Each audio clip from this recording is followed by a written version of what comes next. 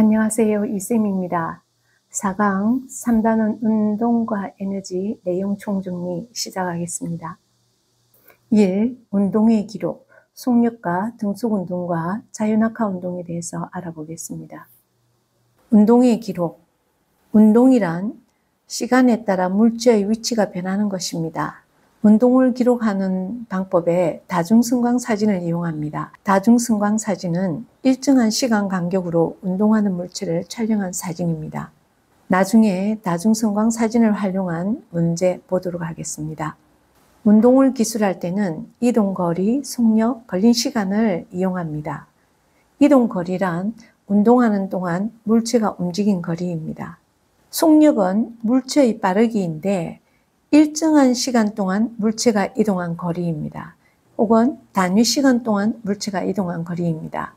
이 단위 시간이란 초 단위를 사용할 때는 1초, 분 단위일 때는 1분, 시간 단위일 때는 1시간을 의미합니다. 물체의 빠르기, 속력을 구해봅시다. 이동한 거리를 걸린 시간으로 나누면 속력이 나옵니다. 예를 들어서 2초 동안에 10m를 이동했다. 10m 나누기 2초 되겠죠. 5m/s죠. 1초 동안에 5m를 이동했다. 초 단위는 세컨드의 s, 분 단위는 미니트의 min, 시간 단위는 hour의 h로 주로 표현합니다. 그러면 속력의 단위는 거리 단위 나누기 per, 나누기 시간 단위가 되니까 m/s, cm/s, km/h, m/min.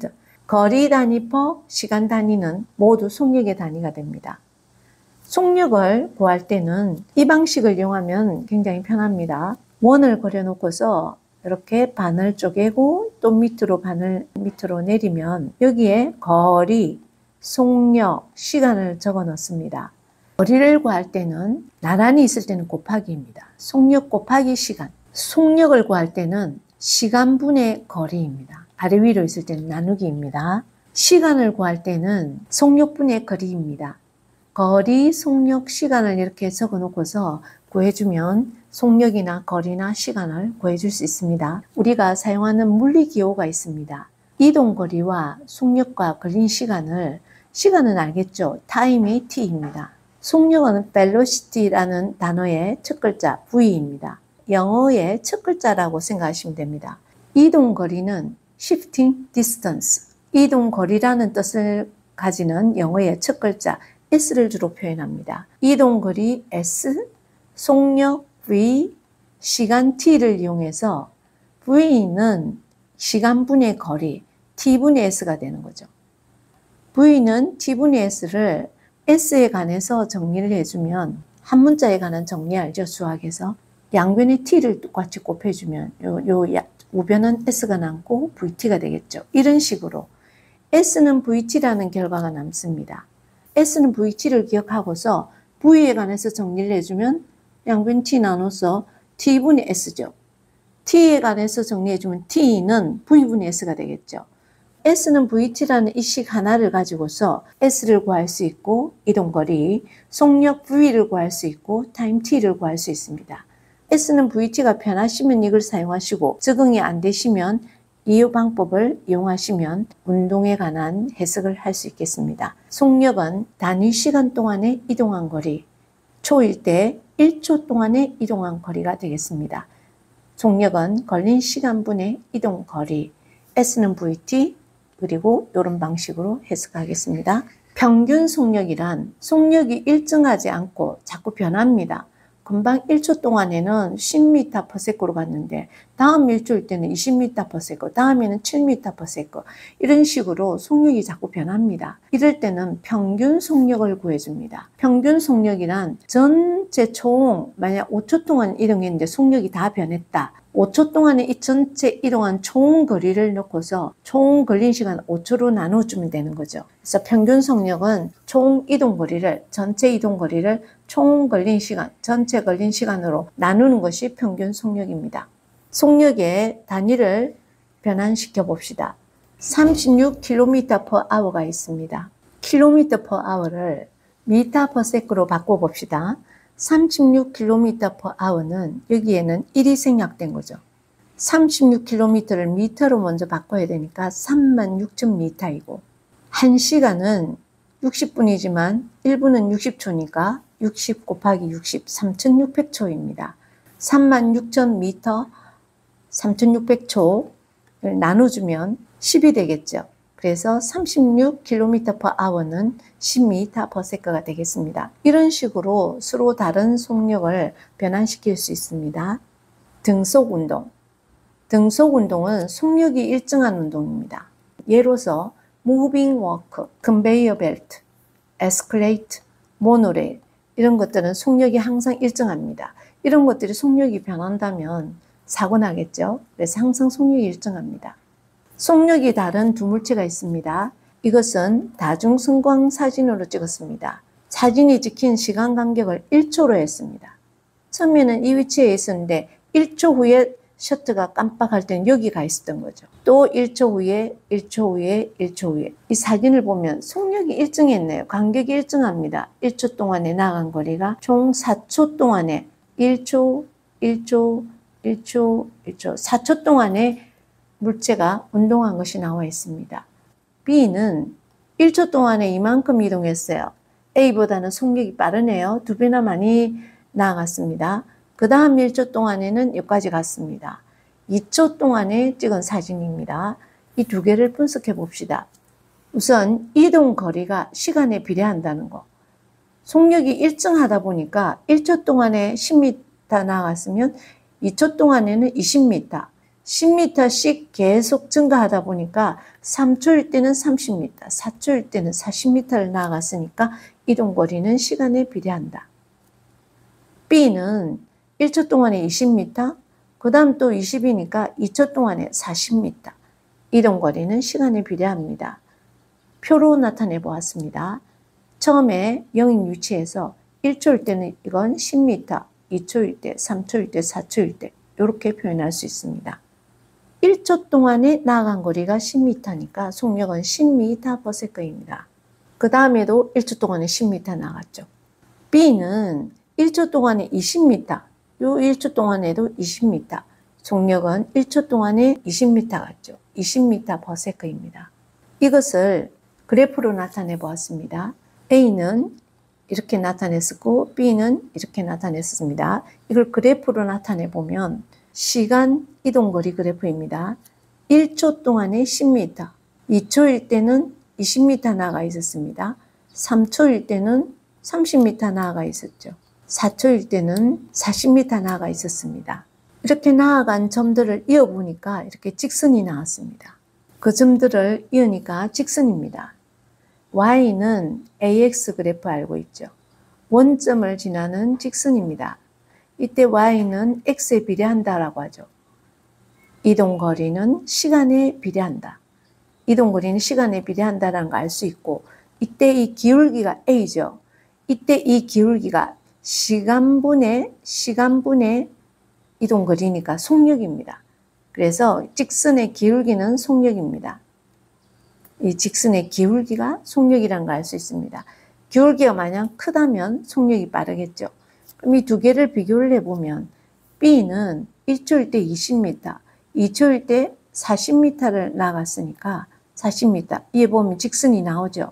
그래서 직선의 기울기가 1분의 20이니까 20m/s이고 기울기가 이게 더 급합니다. 그래서 직선의 기울기가 B가 더 크니까 B의 속력이 더 빠르다라는 걸 알 수 있습니다. 이렇게 속력이 일정한 운동의 시간 이동거리 그래프는 이렇게 나타납니다. 원점을 지나는 직선으로 나옵니다. 등속운동 그래프를 정리해 봅시다. 등속운동은 시간 이동거리 그래프, 시간 이동거리 그래프, 시간에 관해서 이동한 거리를 표현한 것인데 이걸 우리 아까 기호로 표현해 보면 ST 그래프라고 합니다. 시간 속력 그래프는 VT 그래프, 이게 좀 더 편하죠.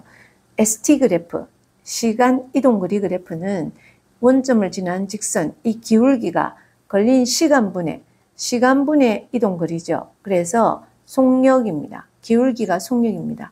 이동거리는 Y는 AX 생각하면 알죠. 이동거리는 시간에 비례한다. 직선의 기울기는 속력이다. Y는 AX의 A죠. 기울기는 속력이다 되겠습니다. 시간 속력 그래프, VT 그래프는 속력이 일정하죠. 아무리 시간이 지나도 그대로 일정합니다. 속력이 일정하다. 1초일 때 나아간 거리를 보면 S는 VT죠. 거리는 속력 곱하기 시간입니다. 속력이 이 값이고 시간이 이거니까 요거 두 개 곱한 이 면적, 이동한 거리입니다. 1초 동안에 이동한 거리가 되겠죠. 2초 동안에 이동한 거리는 요 아래 요 면적이 되겠죠. 요 전체 면적이 되겠죠. 전체 5초 동안에 이동한 거리 했었으면 요 전체 면적이 됩니다. 속력 곱하기 시간은 이동 거리였습니다. S는 VT, R의 면적은 이동 거리, VT 그래프에서 R의 면적은 이동 거리, ST 그래프에서 직선의 기울기는 속력, 시간 이동 거리 그래프에서 기울기는 속력, 시간 속력 그래프에서 R의 면적은 이동 거리. 아주 중요합니다. 그래프 비교를 해보겠습니다. 시간 이동 거리 그래프, ST 그래프에서 두 가지 A는 이런 운동을 했고 B는 이렇게 운동을 했습니다. 이때 기울기가 A하고 B 중에서 A가 더 경사가 급합니다. 기울기가 더 크다는 거죠. 기울기는 속력이었습니다. 속력이 A가 더 크다는 거죠. 그래서 A의 속력이 더 크다. 시간 속력 그래프에서 VT 그래프에서 A 값이 더 크네요. 근데 속력이 일정합니다. 등속운동입니다. A가 B 값보다 더 크고 항상 일정한 등속운동 그래프에서 VA가 더 크다. Y축 값이 더 큰 게 더 큰 거죠. 속력은 일정한데 R의 면적은 이동거리다. 항상 기억하고요. 다음 자유낙하 운동. 공기 저항이 없을 때 정지해 있던 물체가 중력만 받으면서 아래로 떨어지는 운동.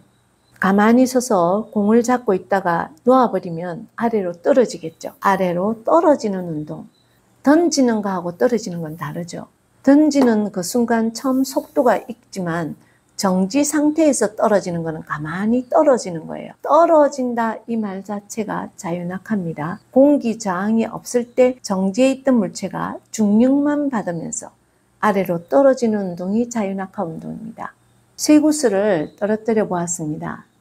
다중 성광 사진을 촬영해서 이 사이에 거리를 측정해 보았더니 1초 통과했을 때 4.9m 나아갔습니다. 그 다음 1초 동안에 14.7m 간격이 더 커졌다는 걸 알 수 있습니다. 속력이 더 빨라졌다는 거죠. 1초 동안에 이만큼 나갔으니까 1초 동안에 14.9가 아니라 14.7이니까 9.8이죠. 10이 아니고 9.8m 더 많이 나갔습니다. 1초 동안에 9.8m를 더 나아갔다는 말은 1초 동안에 이동한 거리가 속력이니까 9.8m/s 더 빨라졌다. 그 다음 2초 때는 24.5를 나아갔으니까 14.7보다 24.7이 아니라 24.5죠. 9.8m 더 나아갔습니다. 그 다음 1초 동안에는 9.8m/s를 더 빨라진 거죠. 다음 3초에도 9.8m/s가 더 증가했습니다. 그래서 속력 변화가 매초 9.8m/s씩 일정하게 증가한다. 이것이 자유낙하 운동입니다. 속력 변화가 일정하다. 자유낙하 운동의 그래프에서 시간 속력 그래프, VT 그래프를 보면요. 1초인 순간에 속력이 9.8이었는데 2초일 때는 19.6이 되었죠. 3초인 순간에는 29.4m/s. 1초 동안에 총 9.8m/s씩 속력이 증가했다는 것입니다. 속력이 일정하게 증가한다. 속력 변화량이 9.8이다. 기울기가 9.8이라는 거죠. 기울기가 2분의 19.6은 9.8, 3분의 29.4도 9.8이죠. 그래서 1분의 9.8, 9.8m/s씩 증가한다. 항상 일정하게 증가한다. 이때 속력 변화량 9.8을 중력 가속도 상수라고 합니다. 속력 변화량 9.8을 중력 가속도 상수라고 한다. 기억합시다. 질량이 다른 물체를 자유낙하시켰습니다. 쇠구슬과 기틀을 떨어뜨렸습니다. 공기 저항이 없을 때 진공중이죠. 진공중에서 낙하 떨어뜨렸더니 질량이 다른데도 동시에 떨어졌습니다. 1초 지났을 때, 2초 지났을 때, 3초 지났을 때, 4초 되는 순간에 위치가 똑같습니다. 동시에 떨어집니다. 진공 중에서 떨어질 때는 동시에 떨어진다. 물체 종류, 모양, 질량에 관계없이 동시에 떨어진다. 매초 속력 변화가 일정하다는 겁니다. 공기 중에서 떨어뜨렸을 때, 공기 중에서는 공기 저항이 있습니다. 깃털은 공기 저항을 많이 받죠. 우리가 한 2층에서 종이를 떨어뜨려도 공기 저항을 받아서 사뿐사뿐 떨어지잖아요. 근데 쇠구슬은 공기 저항이 거의 없습니다. 툭 떨어져 버립니다. 무거운 물체일수록 공기 저항이 적거든요. 쇠구슬은 금방 그대로 떨어졌는데 깃털은 공기 저항이 커져가지고 여기까지 밖에 못 왔습니다. 질량이 큰 물체가 먼저 떨어지죠. 그래서 쇠구슬이 먼저 떨어진다. 공기 저항이 큰 물질은 천천히 떨어지고 무거운 물질은 공기 저항이 적어서 금방 떨어집니다. 공기 중에서는 무거운 쇠구슬이 공기 저항이 아주 작아서 금방 떨어지고 공기 저항이 큰 깃털은 천천히 떨어진다. 진공 중에서 실험했을 때 동시에 떨어진다. 이때 중력의 크기라는 것은 물체의 무게입니다.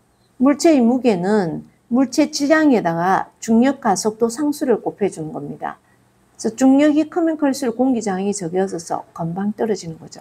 지금 이 질량이 다른 물체의 자유낙하 운동에서 진공 중에서 떨어뜨리면 동시에 떨어진다. 등속 운동과 자유낙하 운동의 시간 속력 그래프를 비교해 봅시다. 등속 운동에서 시간 속력 그래프, VT 그래프는 속력이 일정하니까 그대로 X축에 나타납니다. 속력이 일정하죠. R의 면적은 이동 거리입니다. 자유낙하 운동은 속력이 일정하게 증가합니다. 속력이 일정하게 증가해서 Y는 AX 그래프죠. 이 VT 그래프, 시간 속력 그래프가 원점에서 이렇게 기울어진 직선이 됩니다. 그래서 속력이 일정하게 증가한다는 걸 알 수 있는데 매초 9.8m/s씩 중력 가속도 상수 알죠? 기울기가 중력 가속도 상수입니다. 시간 속력 그래프가 이렇게 나타나면 이건 자유낙하 운동이에요. 이렇게 나타나면 자유낙하 운동입니다. 이렇게 이런 식으로 나타나면 전부 자유낙하 운동인데 S축에 나란한 이런 그래프는 모두 등속 운동입니다. 그래서 이 두 그래프를 잘 비교해 둡시다. 이 일과 에너지, 에너지, 그리고 일과 에너지 전환, 중력에 대하여 한 일, 중력이 한 일에 대해서 알아봅시다. 과학에서의 일이란 물체에 힘이 작용하여 물체가 힘의 방향으로 이동하는 경우를 과학에서 일을 했다고 합니다. 일의 양, 물체의 한 일의 양은 물체에 작용한 힘의 크기 곱하기 힘의 방향으로 이동한 거리입니다.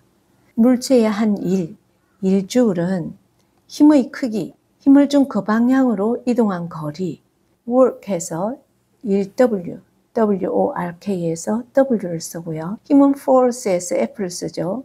이동거리는 S를 쓴다고 했습니다. 1W는 FS입니다. 단위는 Joule를 사용하는데 1Joule은 1N의 힘을 가해서 힘의 방향으로 1m 이동시켰을 때 한 일의 양, 그것을 1Joule이라고 합니다. 1Joule은 1Nm, 1Nm는 1Joule입니다. 물체의 한 일의 양, W는 Fs다. 항상 힘을 준 그 방향으로 이동을 해야 됩니다. 이동거리는 이 물체의 끝점에서 끝점을 해도 되고 시작점에서 시작점 이렇게 해도 똑같습니다. 중앙에서 중앙 이렇게 해도 되겠죠. 주로 많이 표현하는 것은 끝부분에서 끝까지 많이 사용합니다. 힘을 준 그 방향으로 이동한 거리가 S일 때 한 일의 양 W는 Fs가 되겠습니다. 중력에 대하여 한 일, 중력이 한 일, 중력에 대하여 한 일은 물체를 들어올릴 때 한 일입니다. 물체를 연직 위로 들어올렸습니다. 이때 이 물체의 무게, 중력의 크기가 무게죠. 중력에 대해서 일을 했다. 그래서 중력에 대하여 한 일이라고 합니다. 중력에 대하여 한 일은 물체의 무게 곱하기 들어올린 높이입니다. 이 무게가 만약 20N 그리고 이 물체를 2m 들어올렸다. 그러면 20N 곱하기 2m 해서 40줄 이런 식으로 연산이 되겠죠. 그런데 무게가 바로 나와 있지 않고 질량이 나와 있습니다. 질량 2kg인 물체를 들어올렸다. 이렇게 했을 때 그 질량 2kg을 무게로 바꿔야 되죠. 무게를 계산할 때는 9.8 곱하기 질량이라고 이야기했죠. 9.8 곱하기 질량을 하면 무게를 구할 수 있습니다. 2kg인 물체의 무게는 9.8 곱하기 2N이 되겠습니다. 그러면 19.6N이 되겠죠. 중력이 한 일은 자유낙하할 때 한 일이 되겠습니다. 떨어뜨릴 때 한 일, 떨어질 때 한 일, 똑같은 말입니다. 중력이 한 일, 자유낙하할 때 한 일은 중력의 크기에다가 낙하 거리를 곱해서 계산합니다. 중력의 크기 곱하기 낙하 거리. 질량이 몇 킬로그램 물체가 있다. 이랬으면 9.8 곱하기 질량에서 중력의 크기를 계산하면 되겠죠. 중력의 크기는 다른 말로 무게죠. 곱하기 낙하 거리입니다. 중력에 대하여 한 일은 들어올릴 때 한 일, 중력의 한 일은 떨어질 때, 자유낙하할 때 한 일 되겠습니다. 일의 양이 0인 경우 1W는 Fs를 기준으로 봅시다. 물체에 작용하는 힘이 0일 때, 힘이 0일 때는 한 일의 양은 0입니다. 여기 1W는 Fs에서 F가 0이라면 0 곱하기 아무리 큰 수든 0을 곱하면 0이 되죠. 그래서 한 일의 양은 0이 됩니다. 작용한 힘이 0인 경우는 등속 운동을 할 때 작용한 힘은 0입니다. 등속 운동을 하는 예로 스케이트 타기, 얼음판 위에서 썰매 타기 이런 경우가 되겠습니다. 얼음판 위에서는 마찰력이 없습니다. 미끄러운 얼음판 위에서 움직일 때 작용한 힘의 크기는 0이기 때문에 한 일의 양은 0입니다. 다음, 물체가 이동한 거리가 0일 때 벽을 밀었는데 움직이지 않는다. 지금 이 경우 벽을 밀었는데 움직이지 않습니다. 이동 거리가 0이라는 것은 S가 0인 경우니까 0을 곱하면 뭐든지 0이죠. 한 일 W는 0입니다. 다음, 힘의 방향과 이동 방향이 수직일 때 가방을 들고 수평 방향으로 걸어간다. 힘의 방향은 위로, 가방을 들었기 때문에 위로 이렇게 힘이 작용하죠. 그런데 이동은 수평으로 했습니다. 힘의 방향과 이동 방향이 수직인 경우죠. 수직인 경우는 이동 방향으로 작용한 힘은 0이기 때문에 이동 방향과 90도 방향으로 힘이 가해졌기 때문에 한 일은 0이 되겠습니다. 그래서 힘의 방향과 이동 방향이 수직일 때는 항상 한 일은 0이다. 일과 에너지. 에너지는 에너지라는 영어의 첫 글자 E를 사용합니다. 에너지 E는 일을 할 수 있는 능력입니다. 일을 할 수 있는 능력이기 때문에 단위는 일의 단위와 똑같이 Joule를 사용합니다. 일과 에너지의 전환을 봅시다. 물체의 일을 합니다. 물체가 받은 일의 양만큼 그 물체는 에너지가 증가합니다. 증가한 물체가 가진 이 에너지는 다시 일로 전환될 수 있습니다. 일은 에너지로, 에너지는 일로 이렇게 전환이 가능하다는 거죠. 일과 에너지는 서로 전환 가능하다. 그래서 단위가 일의 단위와 에너지의 단위는 똑같이 Joule를 사용하는 것입니다. 예를 봅시다. 쇼트트랙에서 뒷선수가 한 바퀴 돌아오면 뒷선수가 앞선수를 밀어주죠. 이때 뒷선수가 앞선수를 미는 일을 했을 때 앞선수의 에너지가 증가한 거죠. 두 사람이 일을 해줬기 때문에 앞사람의 에너지는 증가합니다. 대신에 뒤에 있는 선수는 일을 해버렸기 때문에 에너지가 감소하는 거죠. 뒷사람은 속력이 느려집니다. 일을 해줌으로써 앞사람의 에너지는 증가하는데 뒷사람은 에너지가 감소해서 속력이 느려진다. 반대로 앞사람은 에너지가 증가했죠. 에너지가 증가해서 이걸 일로 전환시켜 줄 수 있는 거죠. 앞사람은 힘을 내어서 속력이 빨라집니다. 일은 에너지로, 에너지는 일로 전환된다는 것을 알 수 있습니다. 예2를 보겠습니다. 일은 에너지로, 에너지는 일로 전환되는 경우를 구분해서 봅시다. 먼저 이걸 기점으로 해서 사람이 도르래를 이용해서 바닥에 있던 줄을 들어 올렸습니다. 들어 올리면서 사람이 일을 해주면서 사람의 에너지는 감소했지만 추는 에너지가 증가했습니다. 일을 해줬기 때문에 추의 에너지가 증가했다. 일이 에너지로 전환되었다. 다음, 줄을 놓아버렸습니다. 줄을 놓아버리면 추가 증가해 있던 그 에너지가 아래로 떨어지면서 이 말뚝을 박겠죠. 추가 말뚝을 박는 일을 하게 되는 거죠. 증가한 에너지를 가지고 일로 전환된 경우가 되겠죠. 그래서 일은 에너지로, 에너지는 일로 전환이 가능하다. 그래서 일의 단위와 에너지의 단위는 같다. 3. 중력에 의한 위치 에너지. 운동 에너지에 대해서 알아봅시다. 1. 중력에 의한 위치 에너지. 높은 곳에 있는 물체가 가지는 에너지입니다. 질량이 mkg인 물체를 높이 h만큼 들어올릴 때 중력에 대하여 한 일의 양과 같습니다. 질량 m인 물체를 h만큼 들어올릴 때 중력에 대하여 한 일의 양은 이 물체의 무게 곱하기 들어올린 높이입니다. 물체의 무게는 중력가스도 상수 9.8 곱하기 m이라고 했습니다. 9.8m이 물체의 무게입니다. 질량이 m이면 무게는 9.8m 뉴턴이 되겠습니다.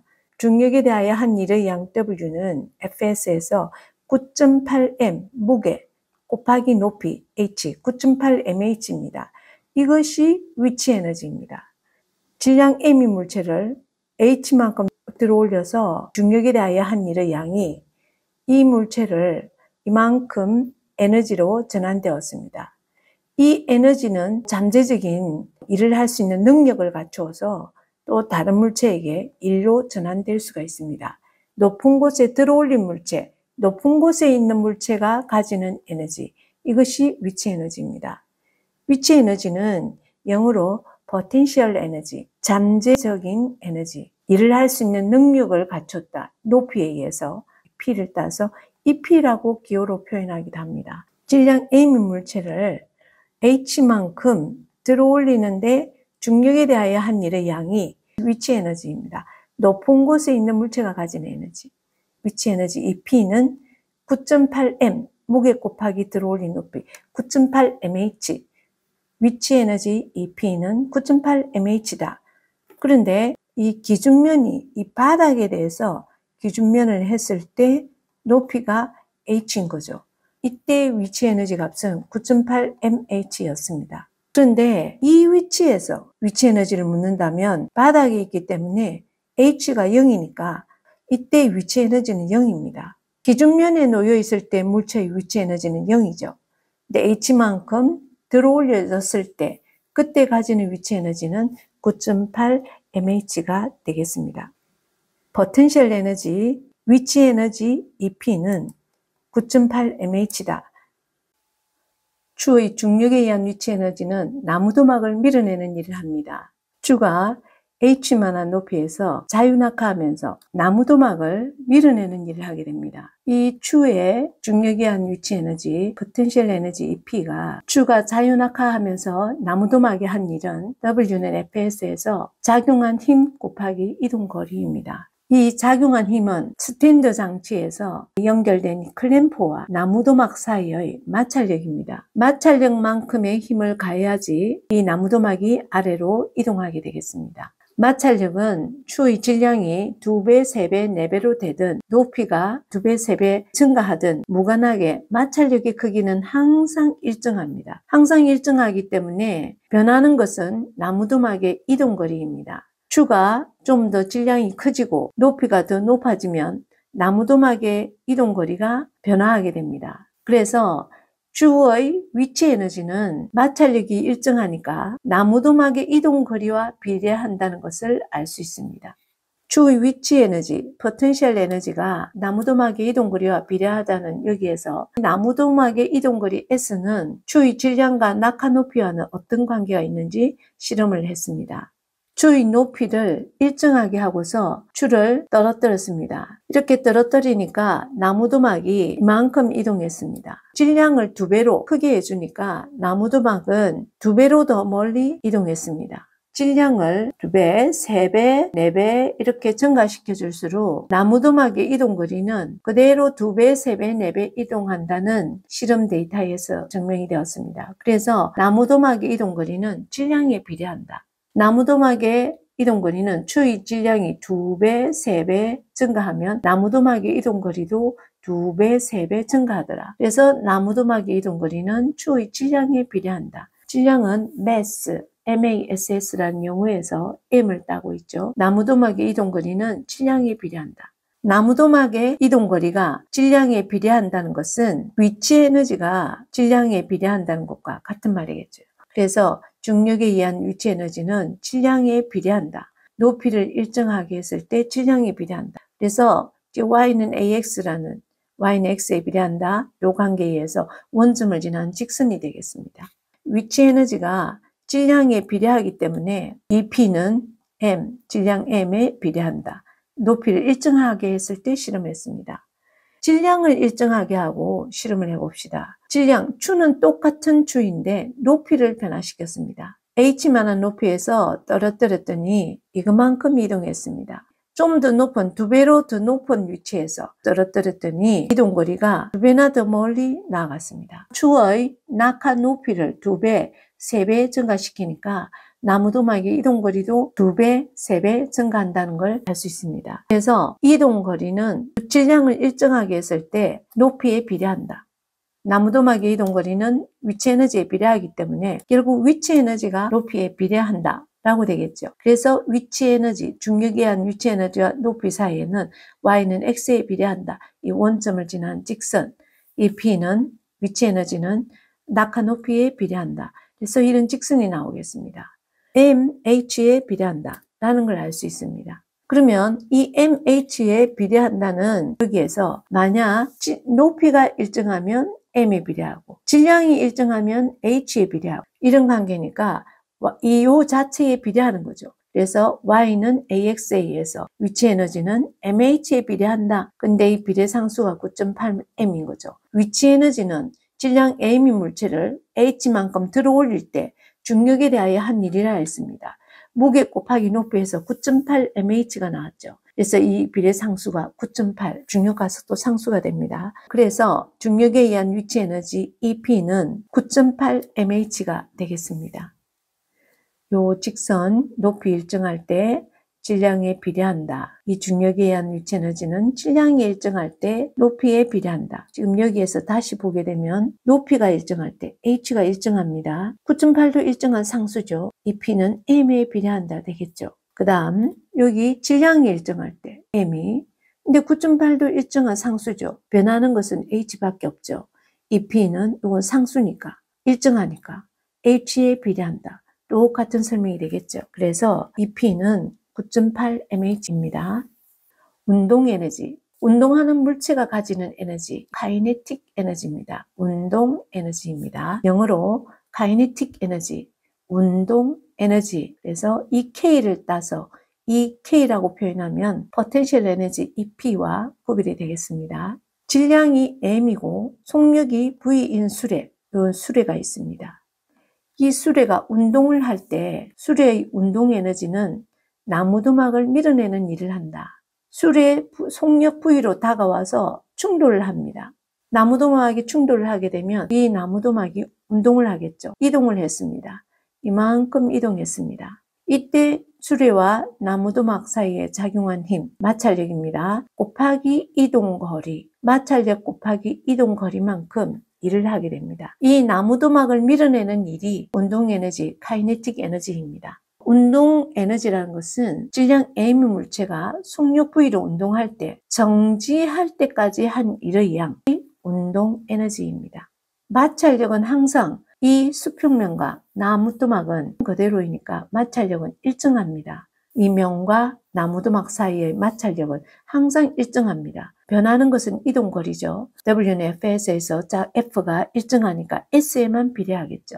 에너지가 1로 바뀌고 1이 에너지로 전환되고 1과 에너지는 전환되고 단위도 줄로 똑같습니다. 이때 이 운동 에너지가 나무도막의 이동거리에 비례한다 라는 사실을 알 수 있습니다. 여기에서 이 나무도막의 이동거리 실험을 해보았는데 속력은 일정하게 유지하면서 1m/s로 충돌했다면 수레 질량이 2배, 3배 이렇게 증가하니까 나무도막의 이동거리도 2배, 3배로 증가하는 사실을 알 수 있습니다. 이동거리 S는 질량에 비례한다. 이런 거죠. 이동거리 S가 질량에 비례한다는 것은 운동 에너지는 이동거리에 비례하기 때문에 운동 에너지가 질량 M에 비례한다는 이런 결과로 되겠죠. 속력이 일정할 때 질량에 비례한다. 운동 에너지는 질량에 비례한다. y는 ax꼴 원점을 지난 직선이 됩니다. 이제는 질량을 일정하게 했습니다. 질량을 일정하게 하고 속력을 2배, 3배 증가시켰더니 나무도막의 이동거리가 4배, 9배, 4배는 2의 제곱이죠. 9배는 3의 제곱이죠. 나무도막의 이동거리 S가 속력의 제곱에 비례한다. 속력의 제곱에 비례한다는 사실을 알았습니다. S는 V제곱에 비례한다. 운동에너지는 S에 비례하기 때문에 이 K가 V제곱에 비례하게 되는 거죠. 이 K, 운동에너지는 속력의 제곱에 비례한다. 그래서 이렇게 비례하는 직선이 되겠습니다. 만약 X축이 속력이 되었다면, 속력의 제곱이 아니고 그냥 속력이었다면 이 그래프는 직선이 안 나오죠. 제곱에 비례하기 때문에 이렇게 2차 함수형이 나옵니다. 근데 이것은 여기에서 지금 다루지 않습니다. 그래서 이건 생략하고요. 운동 에너지가 mv제곱에 비례한다고 했습니다. 여기에서 이 식을 한번 비교를 해보면 속력이 일정할 때 속력이 일정하면 v제곱도 일정합니다. 이 k는 m에 비례하는 거죠. 다음 질량이 일정하면 이것이 일정하니까 이 k는 v제곱에 비례하는 거죠. 똑같이 그래프에 쓰게 되겠죠. 이 관계에서 비례식은 등식으로 바꿀 수 있죠. 실험 결과 그 등식의 상수는 2분의 1이었습니다. 그래서 운동에너지 EK는 2분의 1 mv제곱이다. 질량 m이고 속력이 v인 물체가 가지는 운동에너지는 2분의 1 mv제곱이다. 이 2분의 1 mv제곱이 마찰력 곱하기 이동거리로 1로 전환되는 이 양과 똑같다는 거죠. 즉 나무도막을 밀어내는 일과 같다. 운동에너지는 2분의 1 mv제곱이다. 꼭 기억합시다. 중력이 한 일과 운동에너지의 관계.